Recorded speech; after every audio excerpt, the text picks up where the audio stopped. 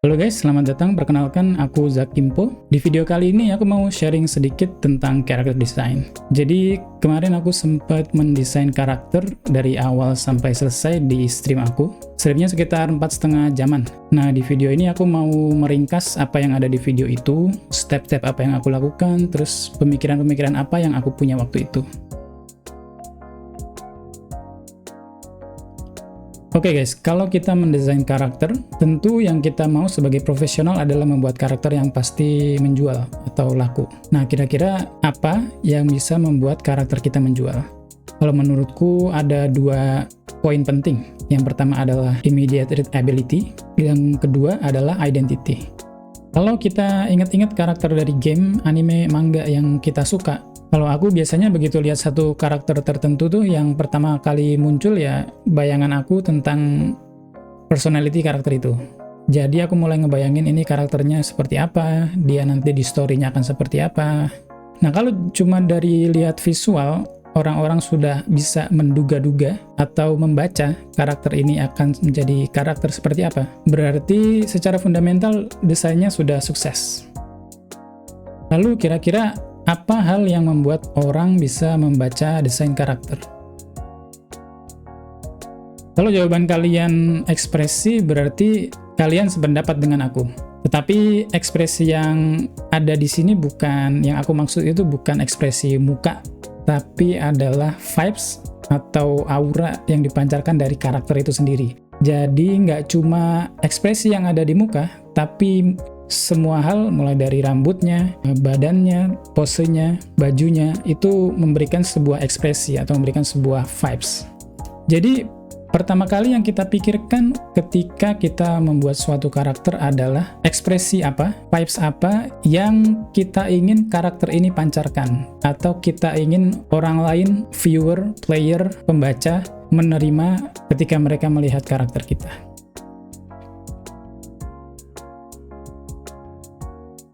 Oke, langsung aja kita mulai dari, bukan dari step 1, tapi dari step 0. Kita mulai dari informasi yang dimiliki oleh si karakter tersebut. Misal kita dapat permintaan dari klien untuk membuat karakter yang akan dijadikan sebagai VTuber model dengan keterangan karakter seperti berikut. Dari briefing yang kita dapat, karakter ini kalau dilihat-lihat gak ada fitur khususnya ya, semua tuh kayak biasa-biasa aja kan. Tapi bukan berarti dengan karakter seperti ini kita tidak bisa membuat desain yang spesial. Kita mulai step pertama, yaitu adalah seperti yang aku bilang tadi, menentukan core idea, apa yang kita ingin viewer rasakan, viewer terima, begitu mereka melihat karakter kita. Nah, kalau dari karakter kita yang bernama Yonagi Shion ini, kira-kira core idea apa yang kita ingin viewer dapatkan ketika pertama kali melihat karakter tersebut? Mungkin kalau dari klien ada arahan khusus, kita bisa mengikuti arahan itu ya. Tapi kalau sekarang karena tidak diberikan, jadi kita bisa menentukan dari informasi-informasi ini. Kalau menurut aku, untuk mendapatkan desain yang bagus, kita tidak terpaku kepada visual seperti body type atau umur atau occupation, tapi kita bisa menggunakan personality-nya sebagai dasar core idea kita dalam mendesain. Jadi setelah kita menentukan core idea, apa yang kita ingin viewer rasakan, step-step berikutnya adalah kita mendesain berdasarkan core idea ini. Jadi semua hal harus sesuai dengan yang kita tentukan di awal ini. Kita catat agar tidak lupa.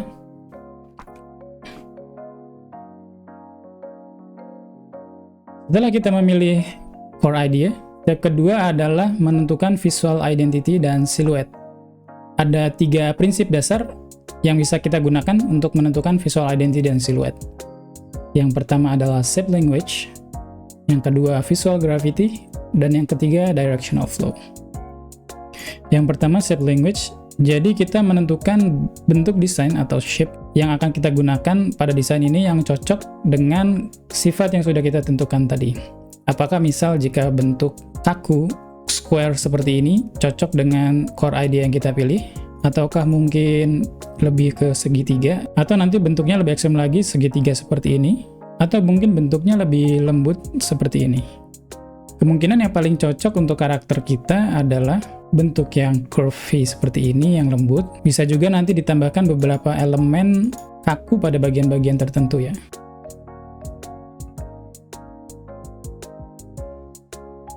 Lalu prinsip yang kedua adalah visual gravity atau focal point dari karakter tersebut.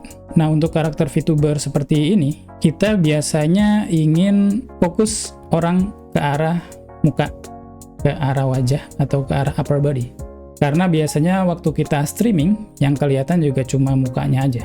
Kecuali kalau misal karakter kita, dia itu aktivitasnya adalah dance, atau punya aktivitas lain, kita mungkin bisa menentukan visual identity-nya bagian tengah atau bagian bawah.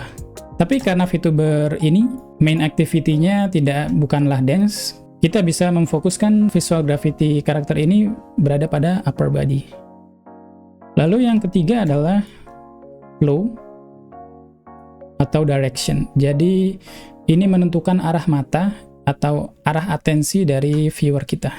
Yang kita inginkan adalah tentunya mereka melihat dari bagian atas ke bawah,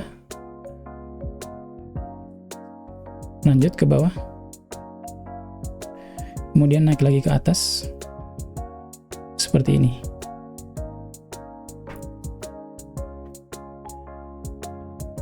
Agar nggak lupa, bisa kita buat catatan tentang 3 prinsip tadi yang sudah kita tetapkan.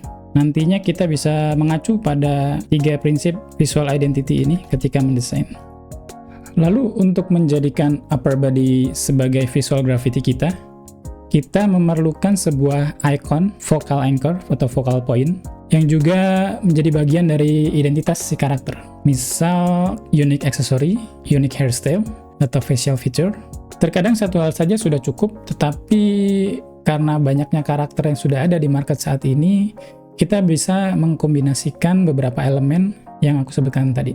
Nah, untuk core ID yang sudah kita tentukan tadi, kira-kira apa nih yang bisa menunjukkan personality tersebut?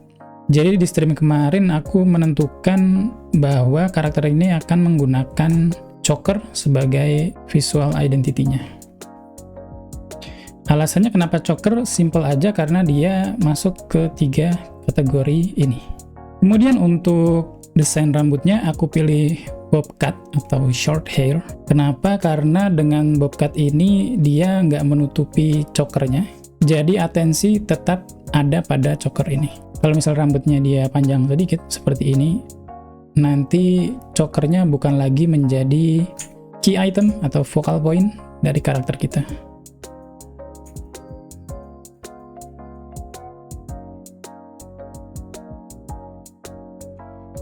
Lalu untuk bajunya sendiri, kemarin aku ada membuat beberapa pilihan. Opsi 1 seperti ini, kedua lebih freely, ini ketiga, yang ini digabungkan, kemudian ini yang terakhir. Kenapa aku tidak pilih opsi nomor 1 atau opsi nomor 2? Karena untuk opsi nomor 1 ini dia terlalu plain ya, walaupun memang kelihatan sekali office worker-nya. Tapi ingat, kita tidak ingin menonjolkan kalau dia ini office worker, tetapi kita ingin yang menjadi fokus adalah core ID-nya, yaitu elegan, playful, dan subtly seductive. Nah, kalau untuk opsi nomor 2 ini, desain ini jatuhnya lebih ke terlalu cute, terlalu cheerful, dan juga bagian dadanya dia terlalu kelihatan. Karena kita ingin karakter kita subtly seductive, jadi aku coba nerf seperti ini. Tapi setelah di nerf, walaupun memang sudah tidak terlalu seduktif lagi ya, karakternya masih terlihat terlalu cute. Kemudian aku coba gabungkan elemen fashion opsi nomor 1 dengan nomor 2 menjadi seperti ini. Atau seperti ini. Karena masih bingung antar dua opsi ini, jadi aku lanjut dulu mengerjakan celananya. Untuk celananya dan sepatunya, karena memang area fokus kita bukan di sana, nggak terlalu ambil pusing ya, langsung aja pakai celana office, sepatu office biasa. Jangan lupa dengan direction flow kita, yaitu kita ingin atensi viewer berada dari atas turun ke bawah.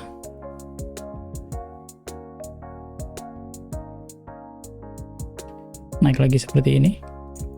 Atau bisa dibilang dari rambut turun ke mata, dari mata ke choker ke badinya, lalu ke waist, lalu turun sampai kaki dan kemudian naik lagi sampai atas.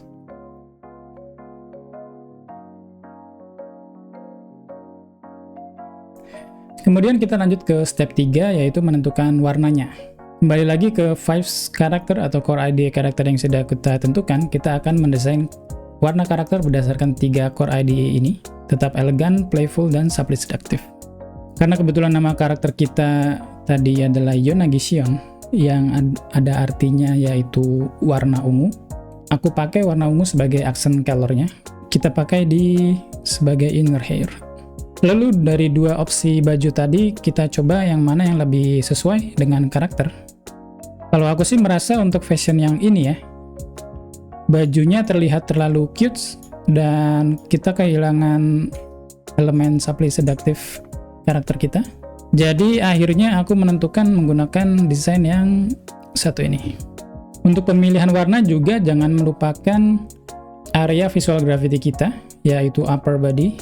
Nah, di sini aku memanfaatkan teknik yaitu memberi frame pada area upper body. Jadi untuk warna rambut aku pilih hitam, dan kemudian warna celananya aku pilih hitam, sehingga warna putih di sini lebih kontras atau lebih menonjol dari bagian atas dan bagian bawah karakter. Oke, sekarang kita lanjut ke step 4, yaitu muka atau expression. Kalau dari tadi karakter kita terlihat terlalu cute karena template-nya ini ya, senyum lucu gini. Jadi emang karakternya jadi kelihatan cute. Nah, kita akan menunjukkan magic pentingnya ekspresi. Jadi dari seperti ini menjadi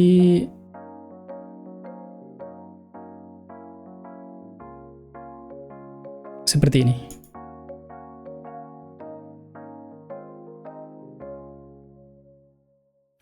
Nah, langsung nggak kelihatan cute kan?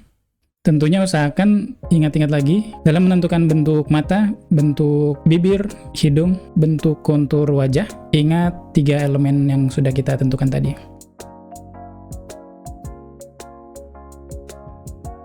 Lalu step berikutnya, step 5 adalah details. Di step ini kita tambahkan detail pada karakter kita, tapi harus ingat 2 hal ini sebelum kita terlalu bersemangat menambahkan detail sebanyak mungkin. Yang pertama adalah detail harus sesuai dengan 3 core idea yang sudah kita tentukan tadi, atau sudah kita tetapkan di awal. Yang kedua, jika detail tidak sesuai dengan 3 core idea itu, tidak boleh ditambahkan pada karakter. Walaupun detailnya mungkin menarik, idenya lucu, bagus, kelihatannya bagus, tapi kalau tidak sesuai jangan tambahkan. Karena nanti sifatnya bukan lagi detail, tetapi adalah lebih ke noise atau lebih ke mengganggu karakter kita tadi. Contohnya, jika kalian lihat dari speed paint, aku kemarin sempat kebingungan nih menentukan details pada bagian chokernya. Karena choker ini menjadi focal point karakter kita, aku nggak boleh sembarangan memberikan detail pada choker ini. Jadi beberapa opsi aku tidak ambil. Jika karakter kita memiliki tambahan list seperti ini, tidak lagi choker ini menjadi visual gravity-nya atau focal point-nya, tetapi nanti yang menjadi focal point-nya adalah bagian badannya. Yang pertama kali dilihat viewer pasti adalah bagian bawah sini, bukan lagi choker ini, seperti itu. Dan jika aku tambahkan list ini, karakter ini tidak lagi subtly seductive, tetapi mungkin bisa dibilang aggressively seductive. Makanya ide ini aku tidak pakai, walaupun kelihatannya jujur bagus. Kemudian ada ide-ide lain seperti pita kecil, pita di samping. Yang keduanya juga aku tidak ambil karena nanti mengalihkan pandangan viewer tidak lagi pada choker. Atau juga ada tambahan seperti innerwear-nya lebih terlihat. Ini juga tidak aku pakai. Pada akhirnya aku memutuskan untuk tetap menggunakan choker dengan desain biasa seperti ini. Kemudian detail lain yang aku tambahkan adalah ID card. Kartu identitas ini kelihatannya simple, tapi memberikan informasi tambahan kepada viewer tentang karakter kita, yaitu dia seorang office worker. Kemudian posisinya juga aku taruh di sini agar karakter ini tidak terlalu simetri bagian kanan dan bagian kirinya.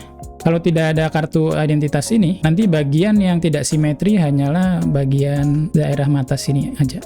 Lalu aku tambahkan juga beauty mark di bagian leher. Karena jika aku pakai di tempat lain, Misal di bagian badan sebelah sini, nanti tidak lagi menjadi subtly seduktif, tetapi karakter kita menjadi overly seduktif. Atau misal di bagian mata sini, memang terlihat lebih elegan, tetapi elemen subtly seduktifnya tidak terlalu kuat di daerah sini. Kemudian aku tambahkan juga inner lines pada bajunya, dan juga bagian korsetnya. Kenapa aku tambahkan garis-garis ini? Jadi fungsi garis ini memberikan frame pada choker kita. Di atas kita punya bob cut yang lurus, lalu pada bajunya kita juga punya garis-garis lurus ini. Kemudian pada celananya kita punya garis lurus juga pada lipatan celana. Nah, bagian collarbone dan chokernya ini garisnya tidak lagi vertikal tetapi horizontal. Jadi ini semakin membuat viewer kita perhatiannya terarah kepada choker, bukan ke bagian lain. Untuk detail karakter tidak aku tambahkan terlalu banyak ya, karena seperti aku bilang tadi,